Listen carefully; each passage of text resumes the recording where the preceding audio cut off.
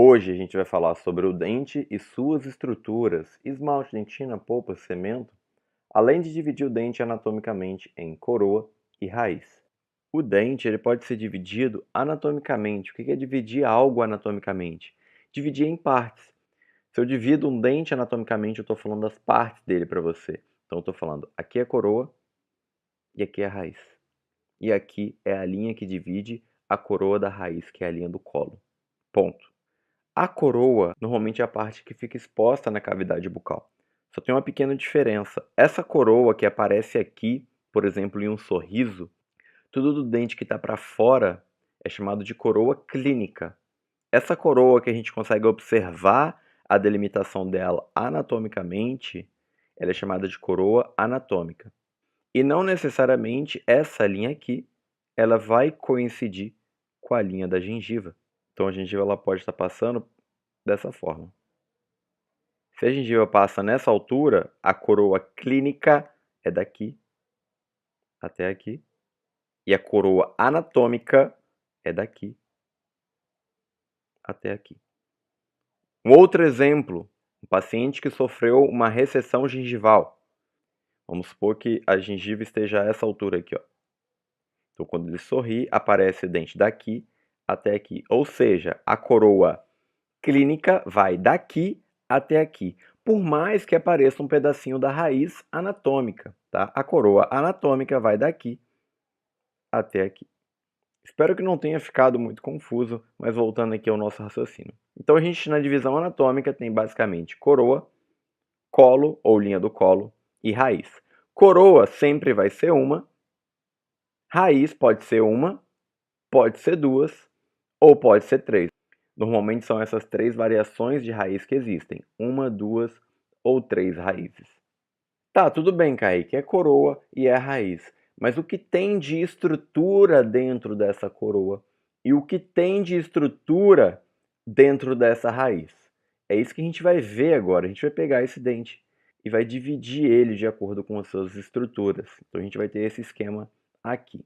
Lembrando que daqui para cima, coroa, daqui para baixo, raiz. Ou seja, aqui na coroa eu tenho uma, duas, três estruturas, por exemplo. Essa estrutura mais externa da coroa, ela é chamada de esmalte. O esmalte, ele tem diferentes espessuras dependendo da região da coroa que a gente vai olhar, mas é possível observar que aqui na região do colo, o esmalte ele é mais fino. Observe esse dente aqui, ó. À medida que se aproxima do colo, o esmalte ele vai ficando mais fino, tá? E à medida que a gente vai se distanciando da linha do colo, o esmalte ele fica com uma espessura maior. O esmalte ele é um tecido muito mineralizado, ele é 97% mineralizado. Isso significa dizer que ele é muito friável e ele é o tecido mais duro do nosso organismo, comparado com todos os outros tecidos, com os outros tecidos do dente, comparado com o osso. De todos os tecidos, o esmalte ele é o tecido mais duro, ele é mais mineralizado, composto basicamente de cristais de hidroxiapatita. O esmalte ele também é translúcido. O que significa translucidez? Deixa passar parte da luz. Como o esmalte nessa região, observa que aqui é mais próximo do colo do dente e aqui é mais distante. Como o esmalte nessa região aqui, ele está em maior espessura, observa aqui, ó, aqui é mais espesso e não tem dentina abaixo dele, que é a próxima estrutura que a gente vai falar. Então, nessa região aqui dos dentes, que é chamada de região incisal, é uma região que fica mais translúcida. A gente consegue observar nos sorrisos, principalmente em pacientes adultos mais jovens, a gente consegue observar essa translucidez, que é a passagem de luz nessa região dos dentes. À medida que a gente se aproxima da região do colo, essa translucidez ela vai sumindo e o dente aqui embaixo, próximo à gengiva, normalmente ele tem uma cor mais amarelada. Por quê? Porque o esmalte nessa região é mais fino e aparece mais a cor da estrutura que está abaixo dele, que seria a dentina. O esmalte, ele tem uma cor branco acinzentada ou uma cor branco amarelada. A cor do dente não vem somente do esmalte. Pelo fato dele ser translúcido, ele deixa passar a cor do que está abaixo dele, que é a dentina. Por conta disso, aqui na região cervical, onde tem uma camada de esmalte mais fina, é uma região mais amarelada, porque a gente tem menos influência da cor do esmalte sobre o dente e a gente tem uma influência maior da cor da dentina sobre o dente. Um outro fato muito importante sobre o esmalte é o esmalte que vai delimitar a extensão da coroa. Quando acaba o esmalte, acaba a coroa do dente, inicia a raiz. Então o esmalte é uma estrutura somente presente na coroa do dente. E aí a gente vai para a dentina. A dentina, por sua vez, ela não está somente na coroa. A dentina também está presente na raiz.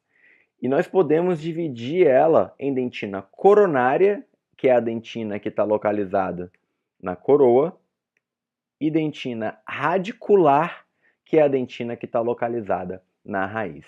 Não existe diferença estrutural da dentina coronária e radicular. É somente uma nomenclatura com relação à localização da dentina. Existem sim tipos de dentina, talvez em uma futura aula a gente fale sobre dentina primária, secundária, terciária, intertubular, peritubular, mas aqui, coronária e radicular, não tem diferença entre uma e outra. A dentina ela é menos mineralizada do que o esmalte é 97% e a dentina é em torno de 70% mineralizada. Então a dentina tem mais água, a dentina tem fibras colágenas, é um tecido menos duro, um tecido menos friável do que o esmalte. A dentina ela não é um corpo maciço, a dentina ela tem túbulos no seu interior, como se fossem vários canudinhos. Esses túbulos são chamados de túbulos dentinários. Túbulos dentinários. Se tem um túbulo ali, é porque passa algo dentro desse túbulo. Então, se a gente for desenhar aqui, ó, daqui até aqui, a gente tem túbulos dentinários. E são milhares de túbulos dentinários que permeiam por essa dentina. Tá? Esses túbulos eles passam um prolongamento que vem lá da polpa, lá do odontoblasto, chamado prolongamento odontoblástico, que faz com que a dentina ela tenha uma íntima ligação com a polpa que está aqui dentro desse local, que a gente vai falar um pouquinho sobre ela ainda. Tá? Como a dentina tem uma íntima ligação com a polpa, já adiantando, ela é um tecido, por exemplo, que tem uma sensibilidade. O esmalte ele está exposto na cavidade bucal, não tá? O esmalte, se a gente encostar nele aqui, ó, você vai sentir dor? Se você arranhar o esmalte naquela região, você não vai sentir dor. A dentina, quanto mais próximo da polpa eu tiver e eu causar uma agressão nessa região, maior vai ser a minha sensibilidade dolorosa. Ou seja, a dentina ela tem uma íntima ligação com a polpa. A gente até chama isso de complexo dentino-pulpar.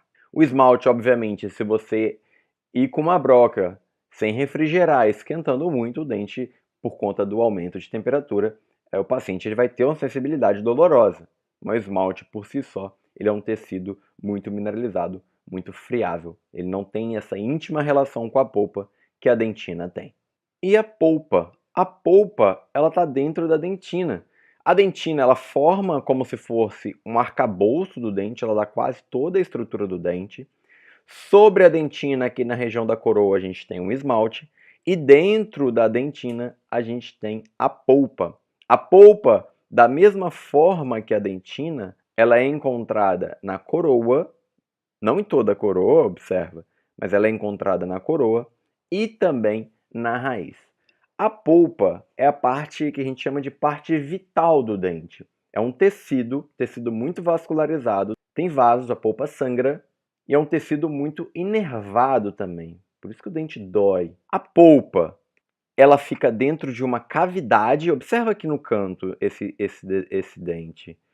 Essa cavidade aqui que eu estou delimitando é a cavidade que aloja a polpa. Esse dente aqui, ó, ele não tem mais polpa, ele está sem polpa. Então aqui esse interior está vazio.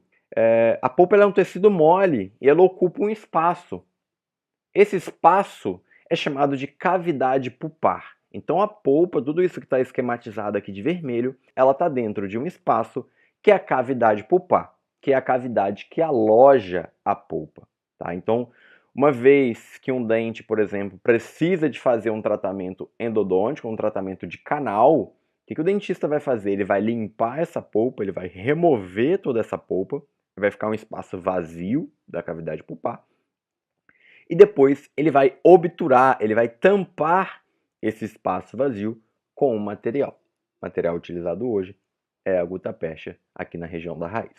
E a cavidade pulpar, imagina que agora que esse é um espaço vazio, esse espaço aqui, ela se divide em duas. Quando ela está na raiz, ela é chamada de canal radicular. Tá? O canal radicular aloja a polpa aqui na raiz.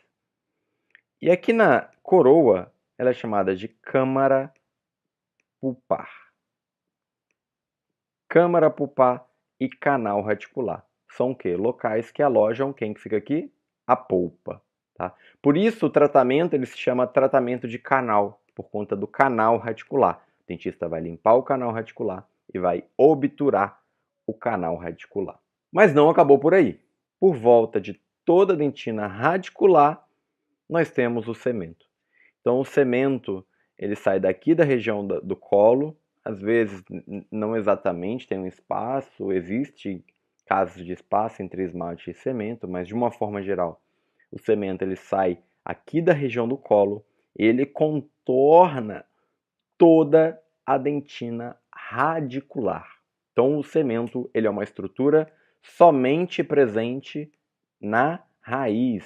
Não temos cemento na coroa, tudo bem? E esse cemento ele vai ser responsável por ligar o dente através do ligamento periodontal no osso alveolar que está aqui adjacente ao elemento dentário. Então essas são basicamente as 4 estruturas do dente. Espero ter ajudado vocês. É isso, pessoal. Valeu. Até a próxima.